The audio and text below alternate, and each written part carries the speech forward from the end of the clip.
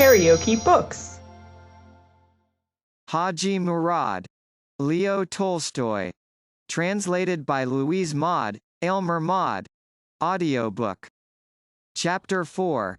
After the 3 sleepless nights he had passed flying from the Murads Shamil had sent to capture him, Hadji Mourad fell asleep as soon as Sado, having bid him good night, had gone out of the Saklia. He slept fully dressed with his head on his hand, his elbow sinking deep into the red down cushions his host had arranged for him. At a little distance, by the wall, slept Eldar. He lay on his back, his strong young limbs stretched out so that his high chest, with the black cartridge pouches sewn into the front of his white Circassian coat, was higher than his freshly shaven, blue gleaming head, which had rolled off the pillow and was thrown back. His upper lip, on which a little soft down was just appearing, pouted like a child's, now contracting and now expanding, as though he were sipping something.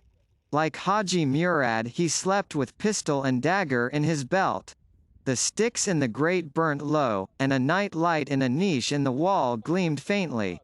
In the middle of the night the floor of the guest chamber creaked, and Hadji Mourad immediately rose, putting his hand to his pistol. Sado entered, treading softly on the earthen floor. "What is it?" asked Hadji Mourad, as if he had not been asleep at all. "We must think," replied Sado, squatting down in front of him. "A woman from her roof saw you arrive and told her husband, and now the whole owl knows. A neighbor has just been to tell my wife that the elders have assembled in the mosque and want to detain you."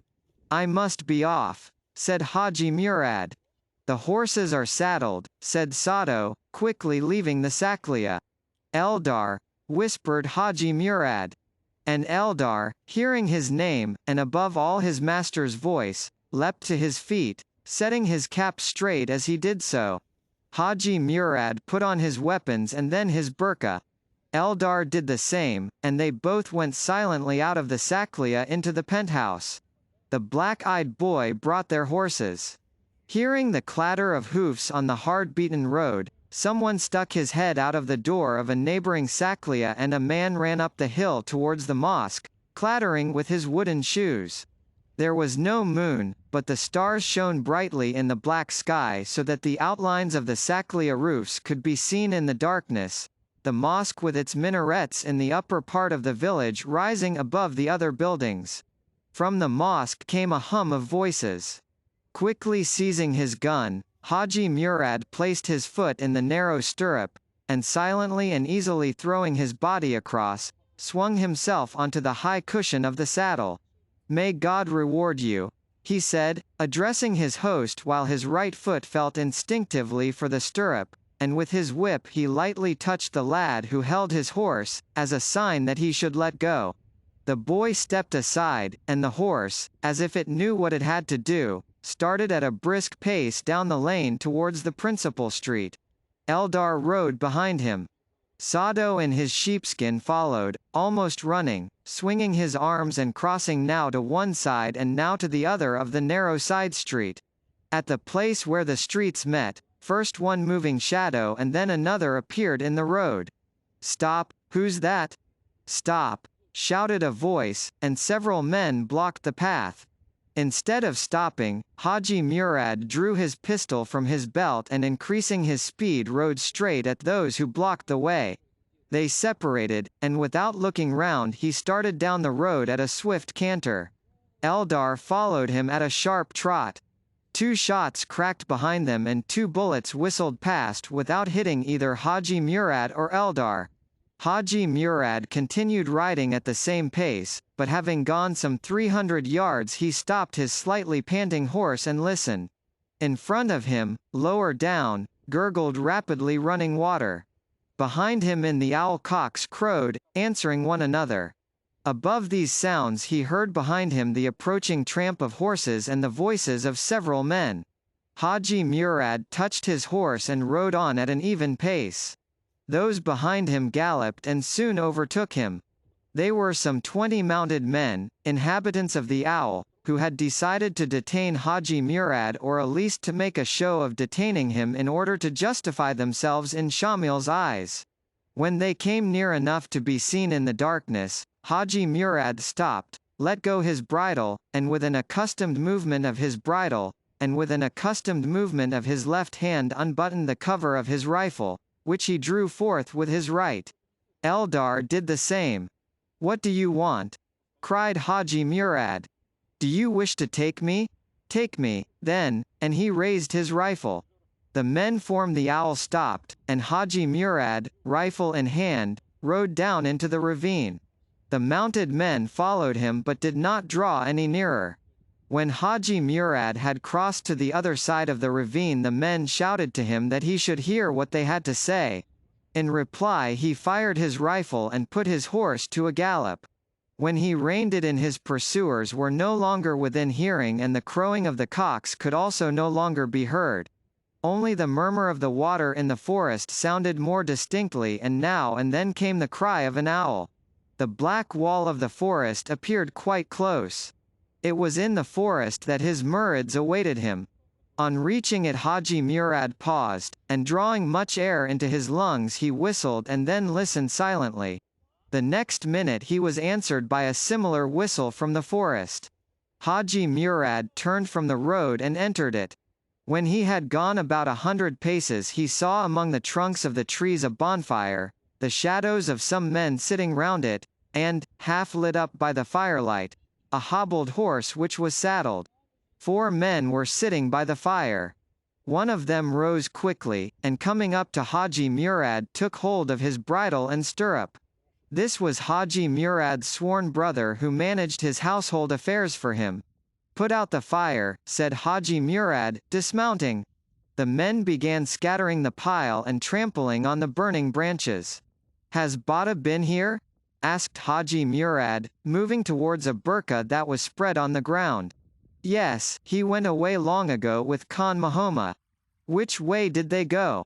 "That way," answered Kanafi, pointing in the opposite direction to that from which Hadji Mourad had come. "All right," said Hadji Mourad, and unslinging his rifle he began to load it. "We must take care, I have been pursued," he said to a man who was putting out the fire. This was Gamzalo, a Chechen. Gamzalo approached the barca, took up a rifle that lay on it wrapped in its cover, and without a word went to that side of the glade from which Hadji Mourad had come. When Eldar had dismounted he took Hadji Mourad's horse, and having reined up both horses' heads high, tied them to 2 trees. Then he shouldered his rifle as Gamzalo had done and went to the other side of the glade. The bonfire was extinguished, the forest no longer looked as black as before, but in the sky the stars still shone, thought faintly. Lifting his eyes to the stars and seeing that the Pleiades had already risen halfway up in the sky, Hadji Mourad calculated that it must be long past midnight and that his nightly prayer was long overdue. He asked Kanafi for a ewer, they always carried one in their packs, and putting on his barca went to the water.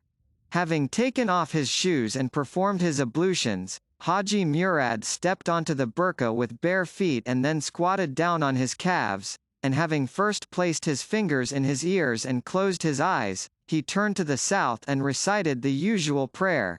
When he had finished he returned to the place where the saddlebags lay, and sitting down on the burqa he leant his elbows on his knees and bowed his head and fell into deep thought. Hadji Mourad always had great faith in his own fortune. When planning anything he always felt in advance firmly convinced of success, and fate smiled on him. It had been so, with a few rare exceptions, during the whole course of his stormy military life, and so he hoped it would be now. He pictured to himself how, with the army Vorontsov would place at his disposal, he would march against Shamil and take him prisoner, and revenge himself on him, and how the Russian Tsar would reward him and how he would again rule not only over Avaria, but over the whole of Chechnya, which would submit to him. With these thoughts he unwittingly fell asleep. He dreamt how he and his brave followers rushed at Shamil with songs and with the cry, "Hadji Mourad is coming," and how they seized him and his wives and how he heard the wives crying and sobbing. He woke up. The song, Lia il Alicia, and the cry, "Hadji Mourad is coming," and the weeping of Shamil's wives, was the howling, weeping and laughter of jackals that awoke him. Hadji Mourad lifted his head, glanced at the sky which, seen between the trunks of the trees, was already growing light in the east, and inquired after Khan Mahoma of a Mourad who sat at some distance from him. On hearing that Khan Mahoma had not yet returned, Hadji Mourad again bowed his head and at once fell asleep. He was awakened by the merry voice of Khan Mahoma returning from his mission with Bada. Khan Mahoma at once sat down beside Hadji Mourad and told him how the soldiers had met them and had led them to the prince himself, and how pleased the prince was, and how he promised to meet them in the morning where the Russians would be felling trees beyond the Michik in the Shalan glade. Bada interrupted his fellow envoy to add details of his own. Hadji Mourad asked particularly for the words with which Vorontsov had answered his offer to go over to the Russians, and Khan Mahoma and Bada replied with one voice that the prince promised to receive Hadji Mourad as a guest, and to act so that it should be well for him. Then Hadji Mourad questioned them about the road, and when Khan Mahoma assured him that he knew the way well and would conduct him straight to the spot, Hadji Mourad took out some money and gave Bada the promised 3 rubles. Then he ordered his men to take out of the saddle bags his gold-ornamented weapons and his turban, and to clean themselves up so as to look well when they arrived among the Russians. While they cleaned their weapons, harness, and horses, the stars faded away, it became quite light, and an early morning breeze sprang up. KaraokeBooks.